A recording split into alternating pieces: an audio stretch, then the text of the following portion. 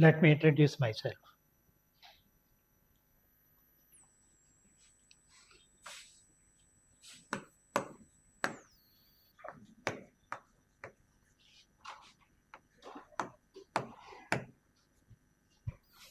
That's my name. KRUPADANAM. I gift the grace.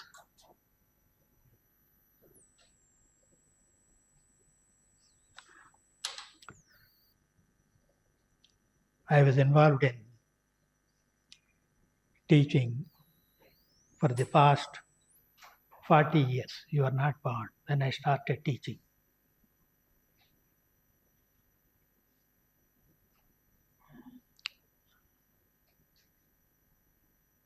To start with, I was a science student, CBZ, PSC. In those days, we used to have PUC, pre-university. Now, of course, it's replaced with intermediate.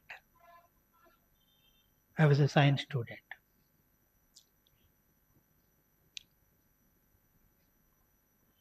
My father he was a teacher, wanted me to pursue science subjects in postgraduate level also. But my performance at the degree level is mediocre. I failed in chemistry.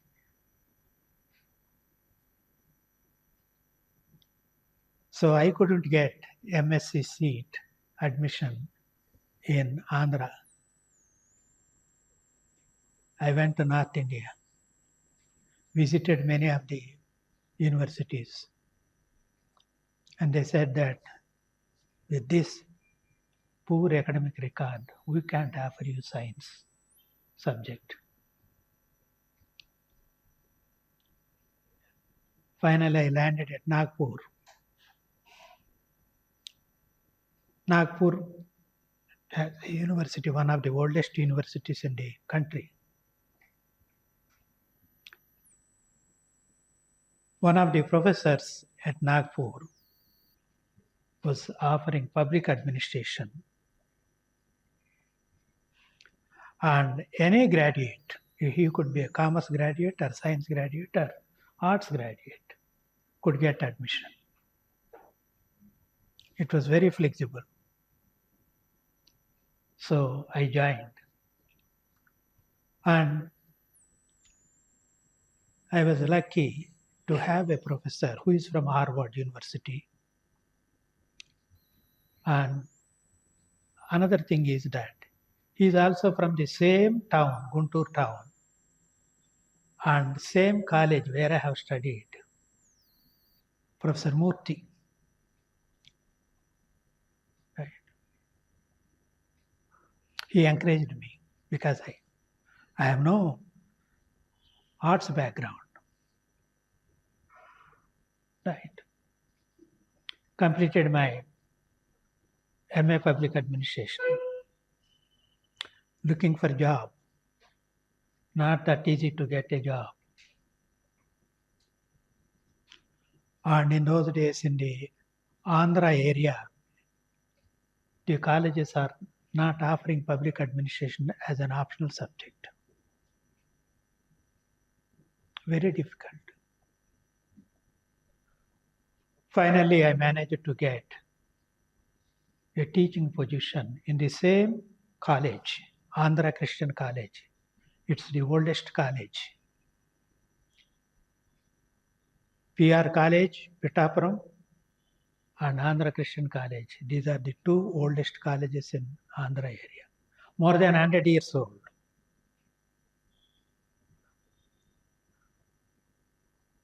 Your Kasu Brahmananda Reddy, most of the chief ministers of Andhra Pradesh earlier, they were the product of that college, very prestigious one. Managed to get a job. Public administration. Worked for 4 years. Then I moved to Canada. I wanted to pursue higher studies and got admission in political science in one of the universities. completed my degree, then migrated to United States of America. Had my MPhil and PhD in political science, University of Kansas, one of the popular universities in America. After that, I returned. I could have stayed in America. With a degree from United States, it's not that difficult to get a job, teaching job at least. But I just wanted to return. I returned and joined the same alma mater, the same institution where I have studied and where I have worked, and retired as an associate professor. While working as an associate professor, I used to visit this institute during weekends to deliver lectures. After retirement, I have moved to this place and made it almost my home, Hyderabad. Continue to be involved in teaching. This is all I could say about myself. I will be dealing with first paper. Second paper, two other gentlemen will be taking care of you. Okay? Right. Most of you understand Telugu, but we have a couple of students from Tamil Nadu, right? Yourself and right. Karnataka, Tamil Nadu, Karimnagar. I'm sorry.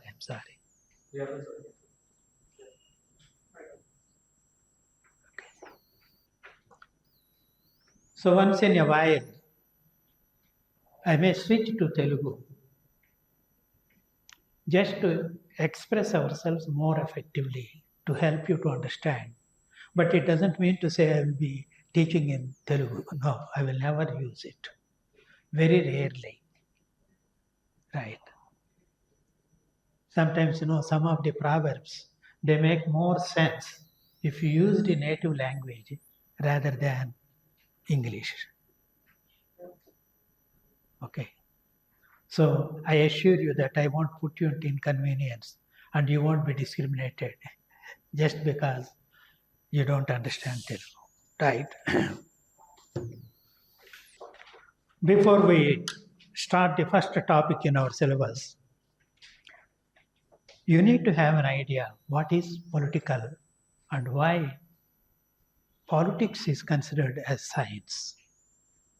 It makes a lot of sense if biological sciences, physical sciences, they are considered as science because the theories they develop, they can be proved in the laboratory with the help of experiments. But politics is a social science. It's an art subject. And it may come up with certain assumptions. But it doesn't mean to say that they can be proved. There is no laboratory to prove the theories developed in politics. But still, why it is considered as a science? It is called a science. What is science? Systematic study of any subject. Right. A systematic study of any subject is science. So it may be an art subject, but still it could be studied in a systematic manner. It has come up with certain hypotheses. Some of the hypotheses are being proved. Right. So nothing wrong if you call it as politics as a science. In fact, history also could be studied in a systematic manner. Anthropology could be studied in a systematic manner. Sociology could be studied in a systematic manner. And public administration could be studied in a systematic manner. And so also political science. In fact, political science is the mother of public administration, is the parent of public administration. Public administration is an offspring of political science.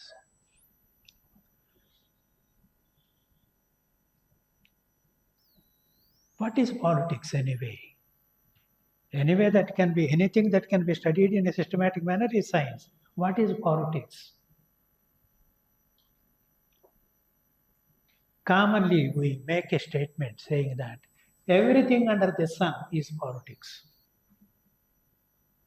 Everything under the sun, anything that is going on under the sun is politics. That means its scope is so wide. We have politics in religion. We have politics in religion. There are several states which are theocratic states, religion-based states. And there are certain states like India which are secular. They are neutral towards religion. But still, religion also, yes, is influenced by politics. The educational system you are being offered is influenced by the political system. No, Britishers have ruled this country prior to independence. They were here for nearly 200 years. So the education system is very much influenced by the British politics. Right? The economic system is influenced by politics. Take a look at China. It's a communist country. Its ideology is totally different. Our former Soviet Union. Nowadays, you don't have Soviet Union. Of course, we have only Russia. Right? And their ideology is different. Yes. So, politics encompasses the totality of the human life. It influences every aspect of our life. Our culture is influenced by politics. Right? See, in India, a traditional society, an Oriental society, we make a distinction between vegetarians and non-vegetarians. Right? Nothing wrong. I mean, it's up to you what type of food you wanted to take. And that is influenced by politics. See, the so-called caste system you talk about, perhaps nowhere you find the caste system in the world except in India. It is a product of politics. Some of the privileged sections of the society, they wanted to be, yes, seen at higher level. Brahmins, Kshatriyas, Vaishyas, Shudras, untouchables. This is the influence of politics. So, you cannot free yourself from politics, for good or bad. Now, the term politics is used in two different senses, positively and negatively. Let us say, majority of you are from Telangana, right? Which party is in control? The state is in control by which party? The Congress party. Right. The Congress party has its own ideology. Different political parties have their different ideologies. Your DMK, AIDMK, right? In Karnataka, right? Of course, Congress party, again, we have regional political party. What is that? JDS. Expand it. Janata Dal. Janata Dal? Right. Yes. Janata Dal secular. Okay. Janata Dal secular. Okay.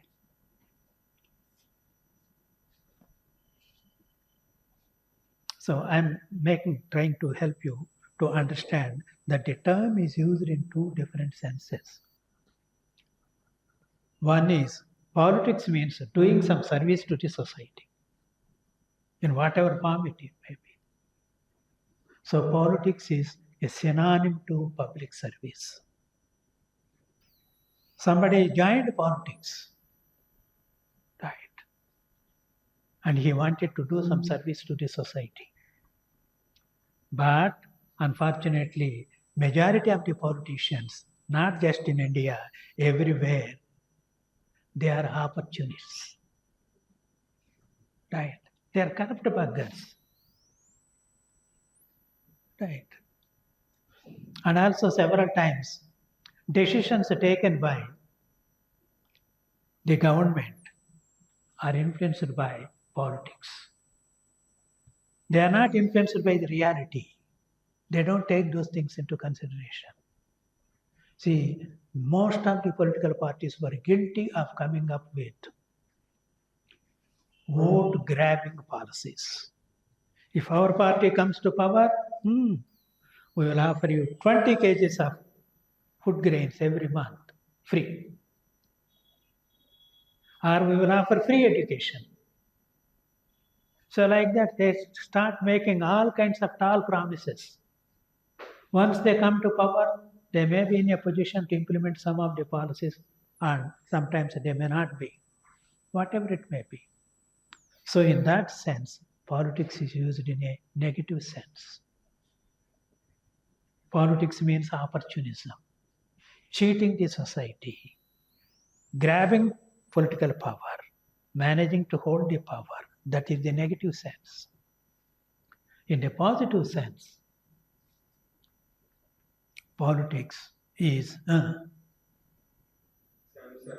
serving the society. How many of you have heard about Acharya Vinoba Bhave? Gandhiji, right? And they are politicians, but they are honest people. They are honest people. They have dedicated their lives for the society, to serve the society. So you can't say that every politician is a crook, he is corrupt, right? Excuse me. So the term politics is used in positive and as well as negative. The word politics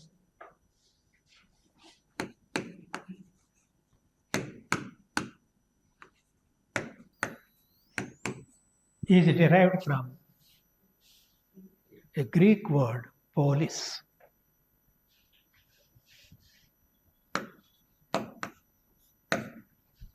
which means city. City. In ancient times, most of the cities were states by themselves. Athens is a city. It is a state. Right. So, politics in the beginning is used in a narrower sense to refer to the study of the city.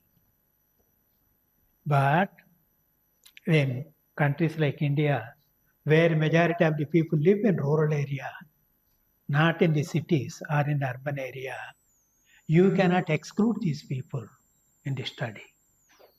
Then politics has no meaning in India. So today, it is used in a wider sense. Politics, come on, tell me. Give me the definition. Politics is the study of, not city, the study of a state. What do you mean by state? Telangana is a province.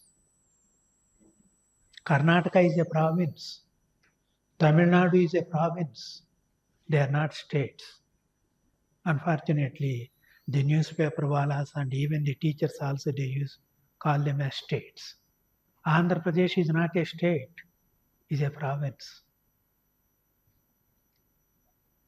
Now when I say politics is the study of the state, State means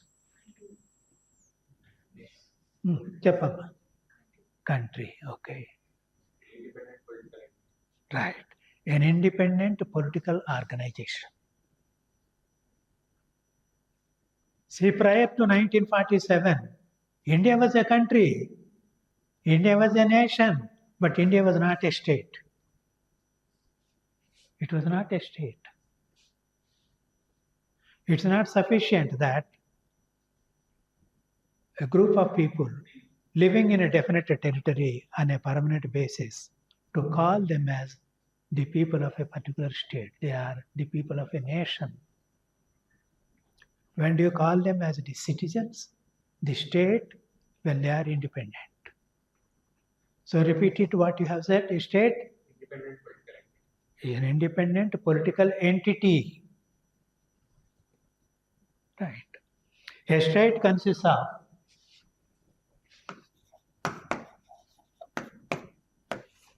four important elements. Come on, tell me. State consists of four important elements. Yeah. Population,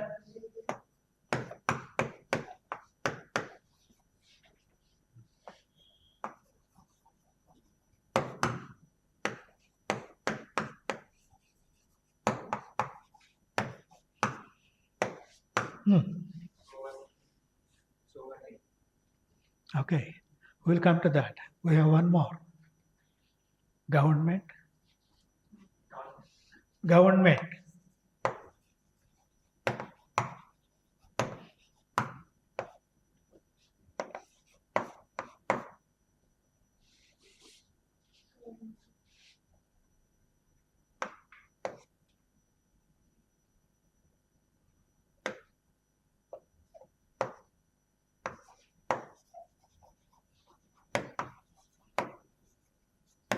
Sovereignty.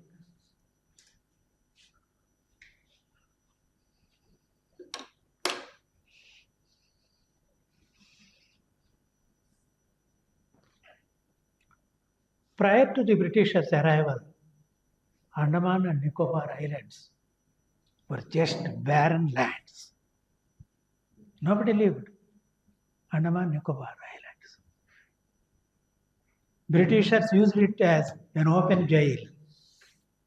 Those who are being convicted for violating the law, they are being sent there for life. Life imprisonment. Andaman and Nicobar Islands. Right. Mere territory is not sufficient enough. And there should be people to live there. When a group of people are living, differences do arise. Right. And you need to settle them.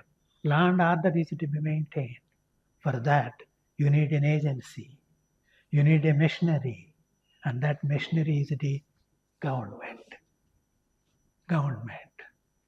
So when a group of people settle at a particular place, more or less on a permanent basis, and when they are managing with a machinery or with an agency, but one more condition is to be fulfilled, and that is it should be independent from outside control.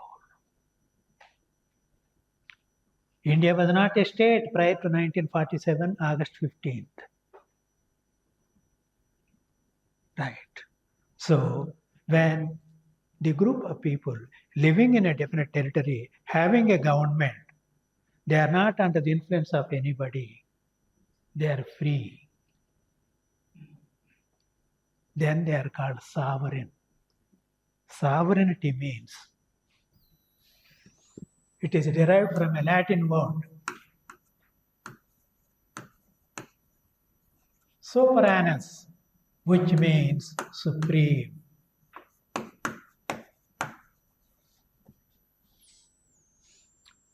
Sovereignty is an English word.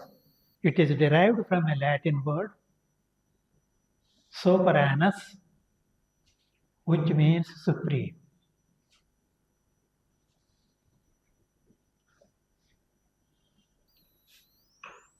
So as such, only when all these four conditions are being fulfilled, that entity could be called a state. India is a state today. Prior to 47, India was a country, India was a nation, not a state. Right. The study of state is politics.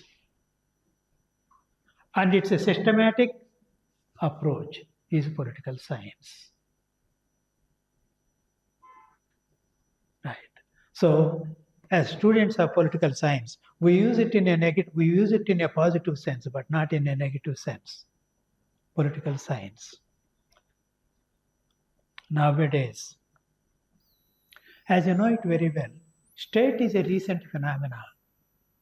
In ancient times, people did not have an idea what is a state, and they lived by themselves. Right. And it is only in 16th, 17th, and 18th centuries the concept of state gained momentum, and most of the people in the world, they became the members of one or other state. As a member of a state, you become the citizen. You become a citizen. Your grandparents were not citizens. Why? Your grandparents were not citizens. Why? Because they lived in a nation called India, but it was not a state. It was a colony of British Empire. They were not citizens.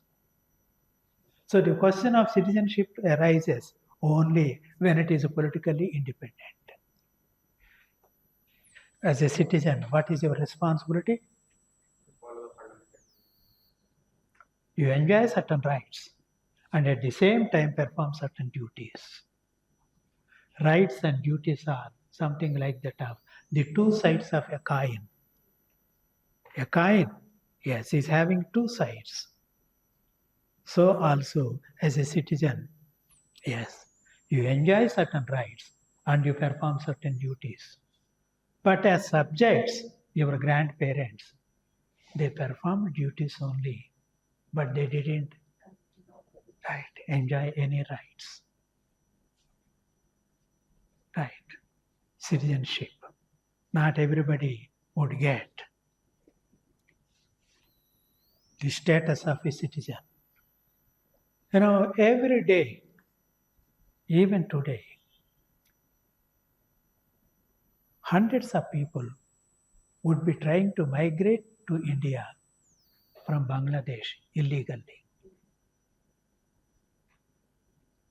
Bangladesh, they try to migrate illegally into India. And they don't have the right to vote. And they cannot claim any of the services that are being provided by the government. Right. But as a citizen of India, right, once in a while the government identifies such illegal migrants and grants them citizenship. Demand for citizenship into a country like India may not be that much when compared with a demand for citizenship in United States of America. For everybody it is a Mecca. Right? If an opportunity arises, yes, they wanted to go and settle there, get the citizenship, because it is relatively a prosperous country. Too vast country, you know, it is 3 times bigger than India in terms of area. And in terms of population, it is 1/3 of India's population, even less than 1/3 of India's population. It's a vast country, abundant resources, very few people. Naturally, people wanted to migrate. In 18th and 19th century, people wanted to migrate to Europe from Asia and Africa. Now people wanted to migrate to North America. That is Canada and United States of America. So whatever it may be, I'm just trying to give you an idea about what is politics. Now I wanted to hear from you. Why should you study politics? Why should you study politics?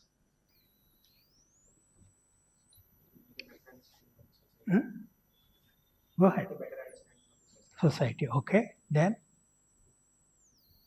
better understanding of the society. You get to know what are your duties and you get to know what are your rights or whatever it may be.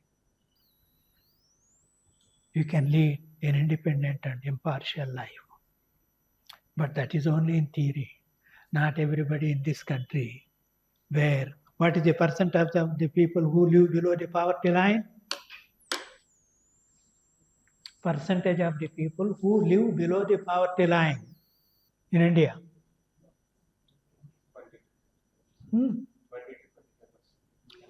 35 and above it, and the official statistics, they never speak reality.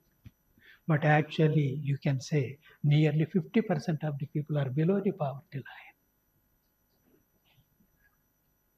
When you are not assured of 3 square meals a day, if not 3 square meals, at least 2 square meals a day, a job to do, a house to protect yourself, you are below the poverty line.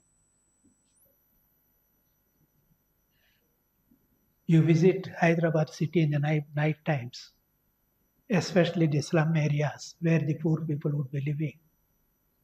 Many of them, right, they would be lying on the pavements of the streets, right. No place to, right, protect themselves. Police people come and harass them. They demand bribe. And they say that unless you pay us 10 rupees or 20 rupees, we won't allow you to sleep. Even to sleep, yes, you need to bribe. So we talk about equality. Equality is just an idea to think about, to dream about, but in reality, unfortunately, not everybody is equal. Not everybody is equal. It is a relative concept. Some of them are more equal than others. Some of them are more equal than others. Either because of their family background or because of the wealth their forefathers managed to gain, or the so-called caste. All of them, for some it works to their advantage, and for majority it works to the disadvantage.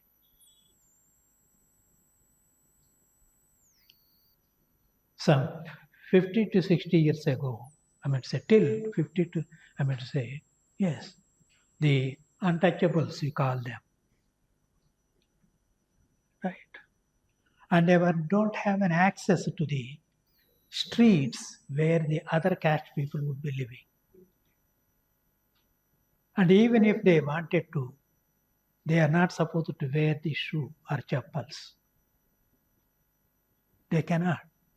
And they should, yes, take them and hold them. And they cannot spit in open places because they would be polluting. Their very presence is polluting.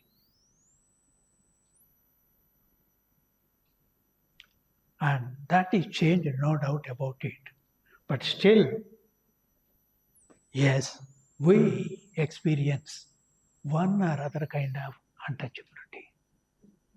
Untouchability, don't misunderstand it in terms of actually physically touching you.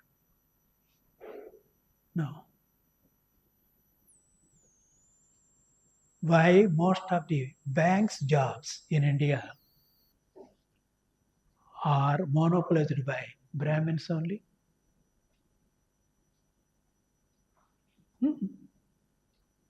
Banks are nationalized. Private banks are there, ICICI, okay, Axis Bank, but most of the banks are nationalized, but still they are being monopolized by Brahmins. Because of Caste system. When the banking system is being introduced, they are the people who are educated, who manage to get in, and they have ensured that their own people would get into it. Now, of course, under the constitutional provisions, you have a reservation system, right? 15% for scheduled castes, 7% for scheduled tribes. And what about the states? No, right? Yeah, good.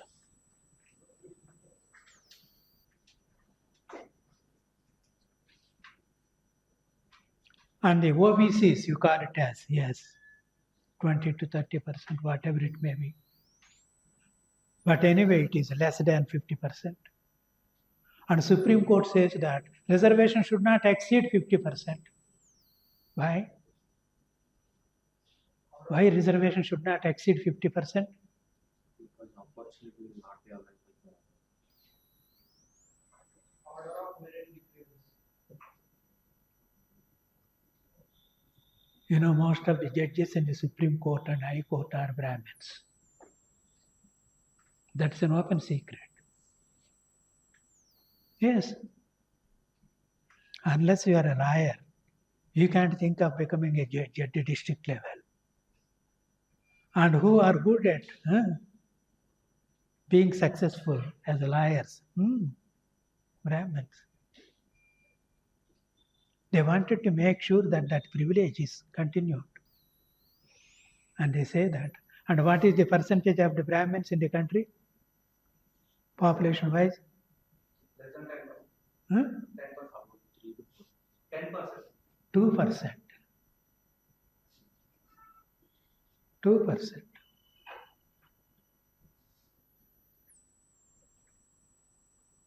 % of the people ruling 98% of the country population. Most of the prime minister, except the present prime minister, they are Brahmins. Your Nehru, your Morarji Desai, of course, that Punjabi wala is different. Right, but yes, key positions, political and as well as bureaucratic positions, civil service positions are being monopolized. Why did we bring that issue? Why did we bring that issue? We have nothing against Brahmins as individuals. No. After all, we are born into a particular caste by accident. You are born into a particular caste by accident, that's it. For that, you should not be penalized. Or for that, you should not be privileged at the cost of others.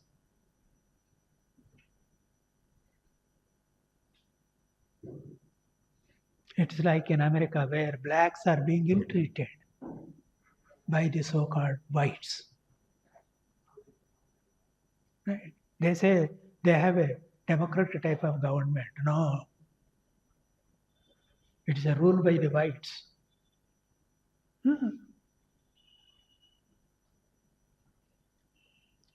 Yes, when we keep discussing about these things, we will get an opportunity to evaluate. Let me stop this for today's class. And again tomorrow we will meet.